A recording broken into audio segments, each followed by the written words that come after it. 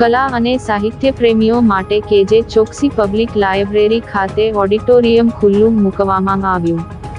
જ્ઞાનની દેવી માતા શારદા જ્યાં નિવાસ કરતી હોય છે, માતા શારદાના નિવાસસ્થાન એવા કેજે ચોકસી પબ્લિક લાઇબ્રેરીમાં 215 જેટલા શ્રોતાઓ બેસી શકે એવા ઓડિટોરિયમને ભરૂચની કલાપ્રેમી અને સાહિત્ય રસિક જનતા માટે ખુલ્લો મૂકવામાં આવ્યો.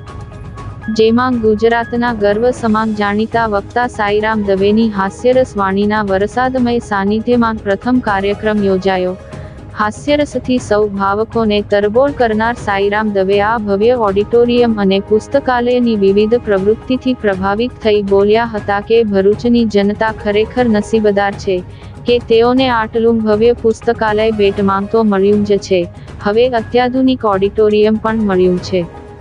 આ પ્રસંગે પુસ્તકાલયના સ્થાપક ગૌતમભાઈ ચોકસી, પ્રોજેક્ટ ડાયરેક્ટર મનન ચોકસી, ભરૂચ જિલ્લા વિકાસ અધિકારી પ્રશાંત જોશી, જિલ્લા પોલીસ વડા મયુર ચાવડા, લોકગાયક અભયસિંહ રાઠોડ તેમજ કલા અને સાહિત્ય પ્રેમીઓ ઉપસ્થિત રહ્યા હતા. ત્યારથી મોબાઈલ આવ્યા છે ત્યારથી તમે જો આખી એક જનરેશન આપણે જોઈ રહ્યા છીએ કે ઘરમાં પહેલા આવે તો પહેલા સીધું વાત કરે, હલો જય શ્રી કૃષ્ણ, વાઈફાઈનો પાસવર્ડ આપો,